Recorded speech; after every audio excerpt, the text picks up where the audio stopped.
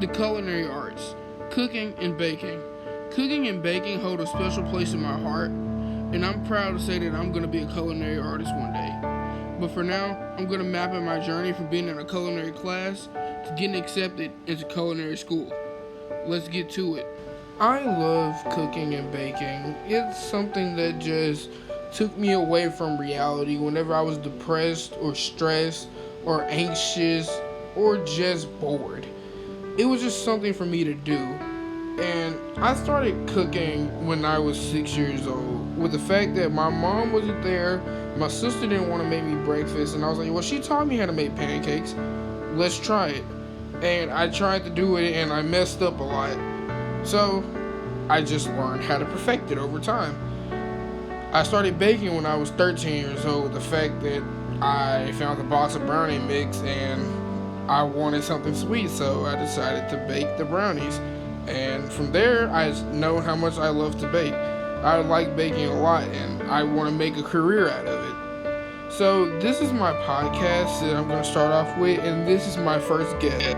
Her name is Ella Whitehead. She is a junior at Crosstown High, and this is the story of how we met.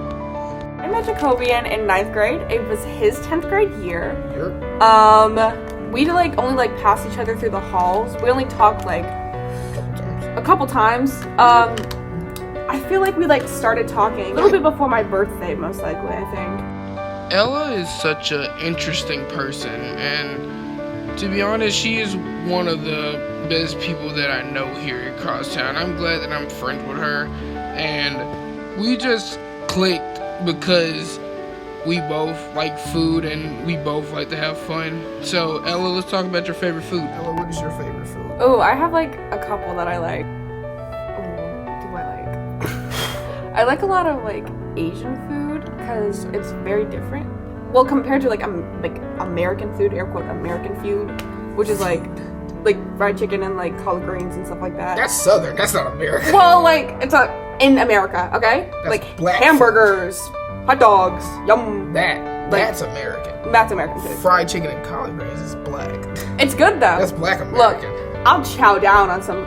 Oh my gosh, some hot wings. Don't let me bring you a plate to school. If I ever get hot wings at this school. So me and Ella were just basically talking about just things we were like. We were just having a little moment here. As you can see, I was laughing. We were I was waving at the camera. We were just having our little moment because we got off topic a little bit, but we were still talking about food and everything else. But it was just a great time to get them to help me with this podcast. I'm glad that she was on this podcast and she could be a part of this. In the future, I plan on making this an actual podcast. I also want to thank Ella again for helping me with this part of the video. That's the end of that. The next section we're going to be talking about is what does cooking mean to you? What does food mean to you? And also, how do you think cooking affects one's mental health? To me, food is more than just something that you consume or something you eat. It's a love language. Some people show affection through giving people hugs, or some people show affection by talking to people. I show my affection by giving people food, because nothing feels better than giving someone something and seeing a nice smile on their face. It warms the heart. And I know that I like to see people happy, and I care about people a lot. So, yeah, that's pretty much it. Let's get on to the next section of the podcast. In this section of the podcast, we're going to be talking about why do you think people bake, and do you think it has something to do with someone's mental health? We are going to be talking to Ella again, so Ella, take it away. With baking, you do a lot of kneading and punching and all this other stuff with the fun stuff. Food. Yeah, the fun stuff. You think that's very effective for people? Especially people who've gone through a lot of stuff? I don't really think of it that way. I feel like people who bake obsessively, they have depression because they constantly pump out new things because they're holding on to something. I kind of want to piggyback off what Ella said. I think that this is true because I noticed that when my grandfather died, I was in the kitchen obsessively. I was always making something new, and I had so much emotion to push out, I started doing a lot. I was making a lot of brownies. I was making a lot of cakes. That's when I also was starting to make beignets, because I realized you need the dough a lot. And I think that that's how I was just getting all my frustration out, but also that's how I messed up a lot, because I was kneading it too much, which made the dough way too warm. So when I would fry it, it would be all clumpy and doughy, and it would be just gross. And I was like, I can't be doing this. I need to calm down, and I need to get this right. And I'm proud to say that I was able to perfect that.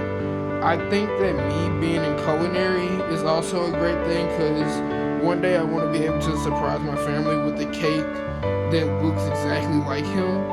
And I think that it will just make my grandma's day, but also make my mom's day, because she misses her dad so much.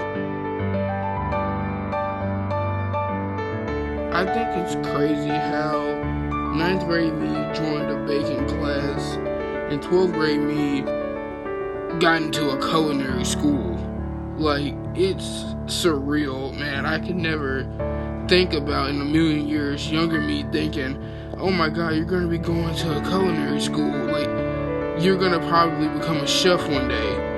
Like younger me would never have thought that. But older me, as I got older, I believe that whatever you put your mind to, you can achieve.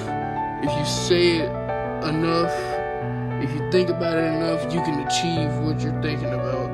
And I know when I was growing up, I had someone tell me that I can't do it, and that I wasn't going to make it, and that it's something that you can't do. You should probably try to be something everybody else wants to be.